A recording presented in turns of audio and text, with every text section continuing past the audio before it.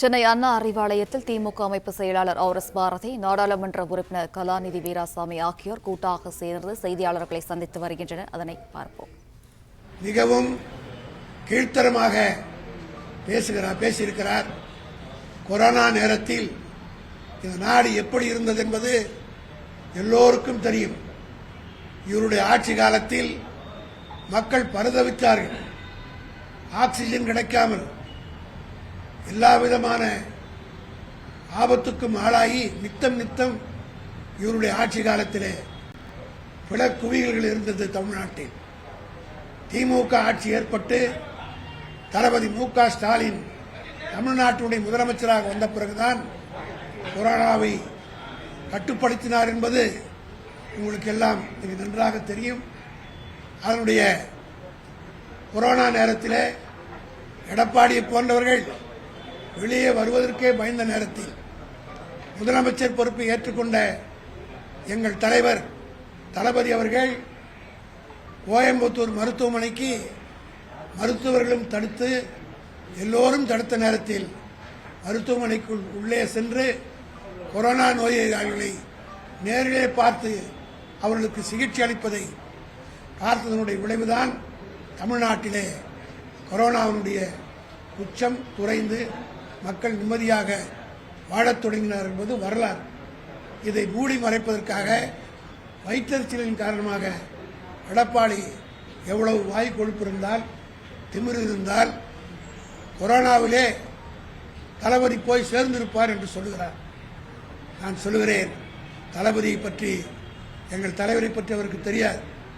திமுகவினுடைய தலைவராக இன்றைக்கு இருக்கிற தளபதி மு.க. ஸ்டாலின் தன் உயிரை துச்சமென மதித்து தண்டவாளத்திலே தலை வைத்து படுத்த ஓடும் ரயில் முன் தண்டவாளத்தில் தலை வைத்து படுத்த கலைஞருடைய மகன்தான் எங்கள் தலைவர் தளபதி அவர்கள். அவர் உயிருக்கு பயந்தவர் அல்ல. அன்றைக்கு கொரோனா மருத்துவமனையிலே போய் பார்த்து விட்டு வந்த நேரத்தில் அவருடைய குடும்பத்தினரே, அவருடைய துணைவியாரே கதறி அழுதிருக்கிறார்கள். அது மட்டுமல்ல, உதயநிதி ஸ்டாலின் அவர்களை பத்திரிகையாளர்கள் பேட்டி கேட்ட நேரத்தில் உங்கள் வாழ்நாளில் மறக்க முடியாத ஒரு நிகழ்ச்சியை சொல்லுங்கள் என்று சொன்னபோது மிகுந்த வேதனையோடு ஒரு நினைப்படுத்தினார். எங்களுடைய தந்தை கோவையிலே மருத்துவமனையிலே கொரோனா நோயாளிகளை பார்த்து விட்டு வந்த நேரத்தில் அவருக்கு என்னாகுமோ என்ற அச்சமும் பயமும் எங்களுக்கெல்லாம் ஏற்பட்டது. அது என் வாழ்நாளில் மறக்க முடியாத நிகழ்ச்சி என்று சொன்னார். திமுகவில் இருக்கிற மூத்த தலைவர்கள் அத்தனை பேரும் நாங்கள் கலையினோம். அப்படிப்பட்ட தலைவரை பற்றி எடப்பாடி இந்த அளவுக்கு கேவலமாக பேசுகிறார். இது ஒன்றும் புரிதல்ல. காரணம், அவருக்கு கொலை, கொள்ளை இதெல்லாம் கைவந்த கரை.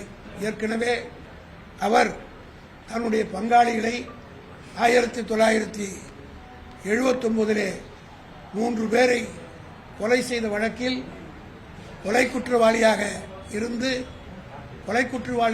அந்த வழக்கிலே அவர் வழக்கு நடந்து அந்த வழக்கிலே எப்படியே வெளியே வந்தார் என்பதெல்லாம் எல்லோருக்கும் தெரியும். அந்த மக்களுக்கும் தெரியும், அந்த பகுதியில் இருக்கிற மக்களுக்கும் தெரியும். அந்த வழக்கிலே மட்டும் அன்றைக்கு அதிமுக ஆட்சியிலே இல்லாமல் இருந்தால் இன்றைக்கு எடப்பாடி ஆயுள் கைதியாகத்தான் இருந்திருப்பார்.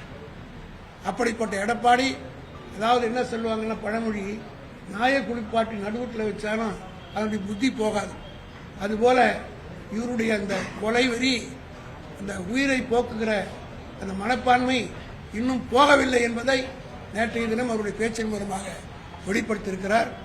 ஆகவே இப்படி அவர் பேசியதன் மூலமாக தமிழ்நாட்டில் இருக்கிற திமுக தொண்டர்கள் எல்லாம் கொதித்து போயிருக்கிறார்கள். தமிழ்நாட்டு மக்களும் கொதித்து போயிருக்கிறார்கள். தலைவர் அவர்கள் அவர்களை எல்லாம் சமாதானப்படுத்தியிருக்கிறார். இவருடைய பழைய கதைகளை எல்லாம் நாங்கள் பேச ஆரம்பித்தால் இப்பொழுதுதான் ஒவ்வொரு தீர்ப்பாக வந்து கொண்டிருக்கிறது.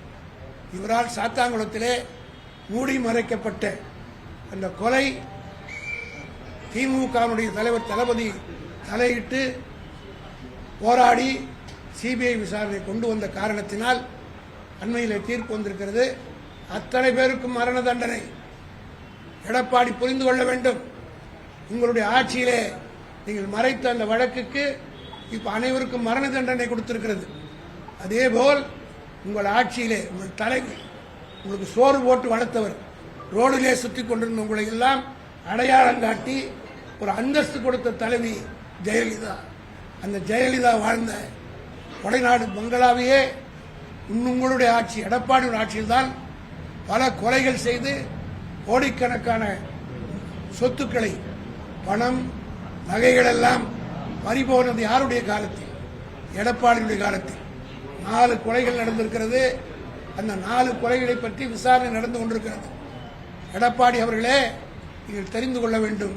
எப்படி சாத்தான்குளம் வழக்கிலே குற்றம் சாட்டப்பட்ட அத்தனை பேருக்கும் தூக்கு தண்டனை கிடைத்ததோ, அதேபோல் கொடைநாடு வழக்கு முடிந்ததுடன் சம்மதப்பட்டவர்கள் அத்தனை பேருக்கும் இதேபோல தீர்ப்பு வரும், தண்டனை கிட்டும் என்பதை தெரிவித்துக் கொள்கின்றேன்.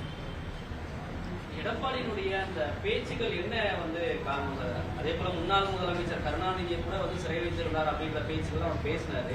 தேர்தல் நேரங்களில் என்ன ஒரு உள்நோக்கம் முக்கிய? அதாவது அவரால் இந்த ஆட்சியுடைய சாதனையில் குறை சொல்ல முடியவில்லை.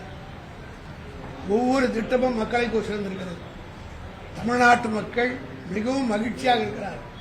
அது மட்டுமல்ல, தேர்தல் வாக்குறுதிகளை மிகுந்த வரவேற்போடு தமிழ்நாட்டு மக்கள் கேட்கிறார். இதை தாங்கிக் கொள்ள முடியல. நாளுக்கு நாள் இவருக்கு, அதாவது சுற்றுப்பயணம் ஏறத்தாழ 200க்கும் மேற்பட்ட இடங்களிலே திமுக வெற்றி பெறும் என்பதை இப்போ அவர்கிட்ட உளவுத்துறையெல்லாம் இருக்குது, மத்திய உளவுத்துறை இருக்குது. அதன் மூலமாக அவருக்கு தகவல் வந்திருக்குது. அதனால்தான் பாஜகவினரே அவர்கிட்ட பாரமுகமாக இருப்பதாக கூட சொல்லுகிறார். காரணம் என்னன்னா, திமுக ஆட்சி வரப்போகிறது, 200க்கும் மேற்பட்ட இடங்களை வெற்றி பெறக்கூடிய வாய்ப்பு இருக்கிறது. உளவுத்துறையின் மூலமாக அவர் தகவல் கிடைத்த காரணத்தினால் ஒவ்வொரு நாளும் அவர் போற இடத்துல எல்லாம் அதிமுக இந்த பக்கம் வந்துட்டு இருக்காரு. இதை பார்த்து தாங்கிக் கொள்ள முடியாம வயிற்றறிச்சலின் காரணமாக, ஒரு மனுஷனுக்கு வயிற்றறிச்சல் வந்துன்னா ஏதோ ஒன்றாலும் பேசுவான். கோபமும் வயிற்றறிச்சல் வந்துட்டா தாங்க முடியாமல் பேசுவான். அதுக்கு அணையே போட முடியும். அவருடைய உச்சம்தான் இன்னைக்கு தலைவருடைய உயிர் மேலே போயிட்டார். இவருக்கு ஏதாவது ஆயிட்டா ஆகணும் அப்படின்னு சொல்றார். உதயநிதியை பற்றி, அவருடைய உயிரை பற்றி சொல்றார். ஆனால் இவ்வளவு மலிவான அரசியல் இதுவரையில் தமிழ்நாட்டில் நடந்ததில்லை என்பது தமிழ்நாட்டு மக்களுக்கு தெரியும். முன்னாள் முதலமைச்சர்கள் காமராஜர், அதே போல ஜானகிமால் இவங்கெல்லாம் கூட பெரிய இடம் கொடுக்கல அப்படின்ற ஒரு விமர்சனத்தெல்லாம் அந்த பிரச்சாரத்தில் பேசியிருந்தாரு. அதை எப்படி பார்க்குறீங்க? அதாவது காமராஜ் வரலாறே எடப்பாடிக்கு தெரியல. காமராஜரை பொறுத்த மட்டிலும் காமராஜருக்கு எல்லாம் செய்தது திமுக. 1959 மாநகராட்சி கைப்பற்றியவுடன் அண்ணாவுக்கு செலவைக்க வேண்டும் என்று திமுகவில் விரும்பிய நேரத்தில் அண்ணா சொன்னது, தமிழ்நாட்டிலே பச்சை தமிழர் காமராஜர், அவருக்குத்தான் சிலை வைக்க வேண்டும் என்று சொல்லி முதலில் உயிரோடு இருந்த காமராஜருக்கு இன்றைக்கு அது அண்ணா சாலையிலே அந்த ஜிம்கானா கிளப்புக்கு மத்தியில் கம்பீரமாக இருக்கிற அந்த சிலையை அமைத்தது காங்கிரஸ்காரர்கள் அல்ல, திமுக ஆட்சி கால திமுகவுடைய மாநகராட்சியில் திமுக காரர்களால் அமைக்கப்பட்டதுதான் பேரறிஞர் அண்ணாவுடைய காமராஜருடைய சிலை. அது மட்டுமல்ல, காமராஜர் குடியாத்தம் தேர்தலில் போட்டியிட்ட நேரத்தில் முதலமைச்சர் பதவி ராஜினாமா செய்து நின்ற நேரத்தில் அவரை குணாலா குலக்குழந்தை என்று ஆதரித்து அன்று முதல் அவர் மறைகிற வரை, இன்னும் வெளிப்படையாக சொல்லணும்னா, காமராஜருடைய உயிருக்கு ஆபத்து டெல்லியில் இருக்கும்போது ஏற்பட்டது. அவர் வீட்டை கொளுத்தியவர் தான் இன்றைக்கு பிஜேபியாக இருக்கிற அன்றைய RSS தீவிரவாதிகள் காமராஜருடைய வீட்டுக்கு தீ வைத்தாங்க. காமராஜருடைய வீட்டுக்கு தீ வைத்த போது டெல்லியில அவருடைய வீட்டிலே காமராஜர் வீட்டுக்குள் நுழைந்து அவரை காப்பாற்றியது குடியாத்தத்தில் இருக்கிற கோதண்டபாணி என்கிற ஒரு திமுக